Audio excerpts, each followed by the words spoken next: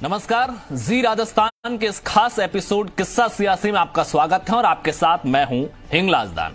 राजस्थान में इन दिनों पॉलिटिकल पार्टियां जो भी गोटियां सेट कर रही हैं, सियासी शतरंज पर जो दांव पैच खेल रही है, वो 2023 के विधानसभा चुनावों को ध्यान में रखते हुए कर रही है, क्योंकि पंचायती राज के चुनाव हो गए हैं, नगर निकायों के चुनाव हो गए हैं।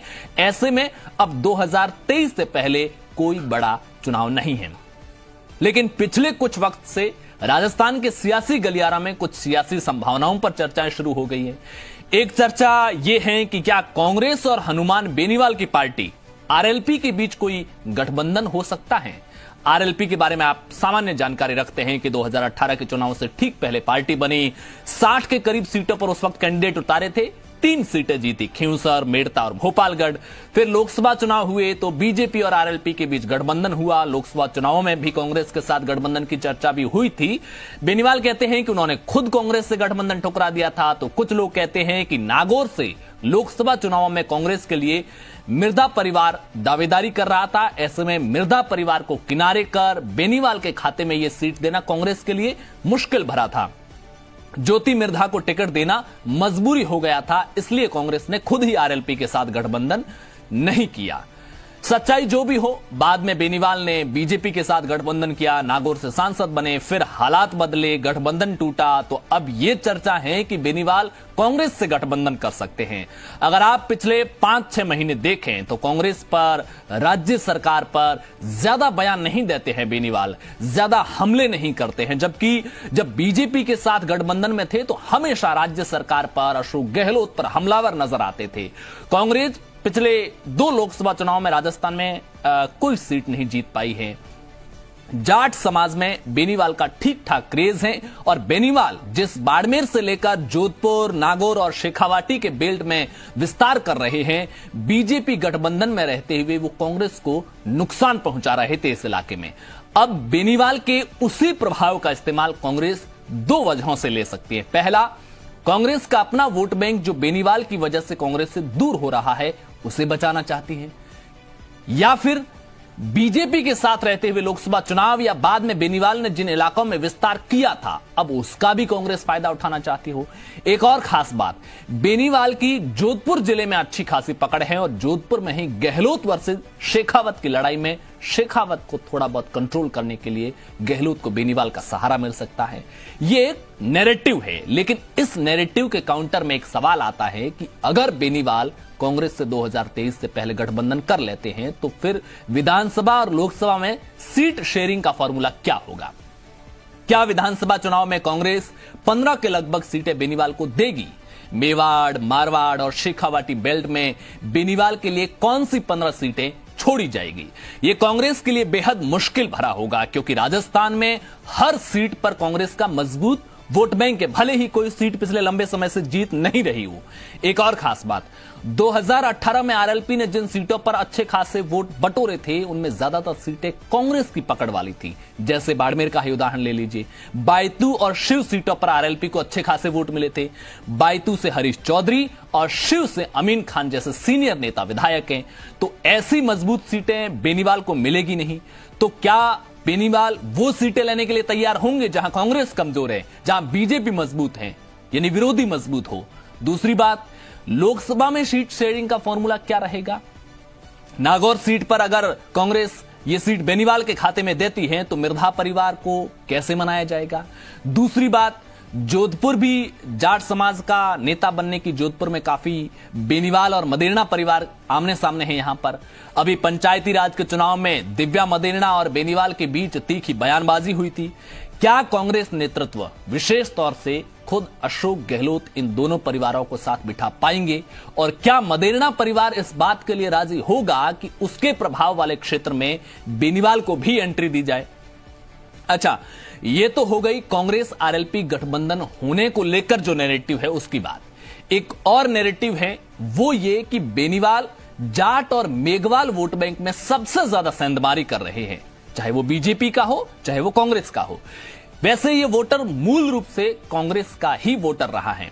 ऐसे में कहीं ये सियासत के जादूगर की जादूगरी तो नहीं है कि बेनीवाल को अपने साथ मिलाकर ही उसे कमजोर किया जाए। जैसे 2008 और 2018 का चुनाव देख लीजिए, पूर्वी राजस्थान में बसपा मजबूत बनकर उभरी, दोनों बार 6-6 सीटें जीती, लेकिन जादूगर ने बसपा विधायकों को अपने साथ मिलाया और अपने साथ मिलाकर ही उसके वजूद को खत्म कर दिया। तो क्या यह भी एक रणनीति हो सकते हैं कि बेनीवाल को पहले कांग्रेस के साथ ही मिलाया जाए और फिर धीरे धीरे उनकी जड़ों को काटा जाए? ये सारी बातें संभावित समीकरणों पर आधारित हैं। सच में सियासत का ऊंट किस करवट बैठेगा, ये तो आने वाले वक्त में पता चलेगा, क्योंकि विधानसभा चुनावों में अभी करीब 2.5 साल का वक्त है। बेनीवाल हो या कांग्रेस हो, सब अपने नफे नुकसान का गुणा भाग करेंगे और उसके बाद उन्हें जो सही लगेगा वो फैसला लेंगे। गुणा भाग बीजेपी भी करेगी कि अगर कांग्रेस, बीजेपी और आरएलपी तीनों अलग अलग चुनावी मैदान में उतरती हैं तो बीजेपी की रणनीति क्या होगी, और अगर कांग्रेस आरएलपी का गठबंधन होगा तो बीजेपी की रणनीति क्या होगी। ये तमाम गुणा भाग सभी पार्टियां करेगी। चुनाव दूर हैं, जल्दबाजी कोई नहीं करेगा। एक वोटर के तौर पर, एक मतदाता के रूप में आप क्या सोचते हैं? क्या गठबंधन होगा या नहीं होगा? होगा तो हालात क्या होंगे? इस पर अपनी राय जरूर दीजिए। मिलेंगे किस्सा सियासी के अगले एपिसोड में, तब तक के लिए नमस्कार।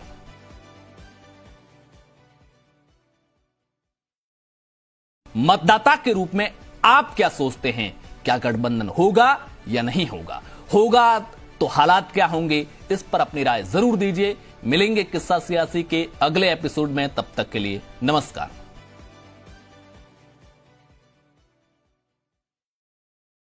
नमस्कार, जी राजस्थान के इस खास एपिसोड किस्सा सियासी में आपका स्वागत है और आपके साथ मैं हूं हिंगलाज दान।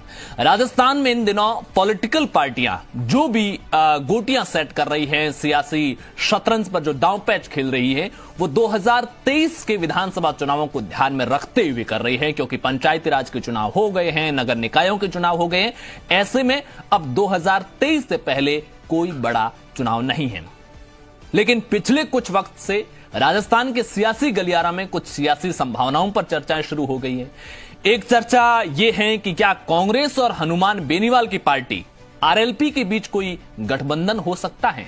आरएलपी के बारे में आप सामान्य जानकारी रखते हैं कि 2018 के चुनाव से ठीक पहले पार्टी बनी, 60 के करीब सीटों पर उस वक्त कैंडिडेट उतारे थे, 3 सीटें जीती, खींवसर, मेड़ता और भोपालगढ़। फिर लोकसभा चुनाव हुए तो बीजेपी और आरएलपी के बीच गठबंधन हुआ। लोकसभा चुनावों में भी कांग्रेस के साथ गठबंधन की चर्चा भी हुई थी। बेनीवाल कहते हैं कि उन्होंने खुद कांग्रेस से गठबंधन ठुकरा दिया था, तो कुछ लोग कहते हैं कि नागौर से लोकसभा चुनावों में कांग्रेस के लिए मिर्धा परिवार दावेदारी कर रहा था। ऐसे में मिर्धा परिवार को किनारे कर बेनीवाल के खाते में यह सीट देना कांग्रेस के लिए मुश्किल भरा था। ज्योति मिर्धा को टिकट देना मजबूरी हो गया था, इसलिए कांग्रेस ने खुद ही आरएलपी के साथ गठबंधन नहीं किया। सच्चाई जो भी हो, बाद में बेनीवाल ने बीजेपी के साथ गठबंधन किया, नागौर से सांसद बने, फिर हालात बदले, गठबंधन टूटा। तो अब यह चर्चा है कि बेनीवाल कांग्रेस से गठबंधन कर सकते हैं। अगर आप पिछले 5-6 महीने देखें तो कांग्रेस पर, राज्य सरकार पर ज्यादा बयान नहीं देते हैं बेनीवाल, ज्यादा हमले नहीं करते हैं। जबकि जब बीजेपी के साथ गठबंधन में थे तो हमेशा राज्य सरकार पर, अशोक गहलोत पर हमलावर नजर आते थे। कांग्रेस पिछले 2 लोकसभा चुनाव में राजस्थान में कोई सीट नहीं जीत पाई है। जाट समाज में बेनीवाल का ठीक ठाक क्रेज है और बेनीवाल जिस बाड़मेर से लेकर जोधपुर, नागौर और शेखावाटी के बेल्ट में विस्तार कर रहे हैं, बीजेपी गठबंधन में रहते हुए वो कांग्रेस को नुकसान पहुंचा रहे थे इस इलाके में। अब बेनीवाल के उसी प्रभाव का इस्तेमाल कांग्रेस 2 वजहों से ले सकती है। पहला, कांग्रेस का अपना वोट बैंक जो बेनीवाल की वजह से कांग्रेस से दूर हो रहा है, उसे बचाना चाहती है, या फिर बीजेपी के साथ रहते हुए लोकसभा चुनाव या बाद में बेनीवाल ने जिन इलाकों में विस्तार किया था, अब उसका भी कांग्रेस फायदा उठाना चाहती हो।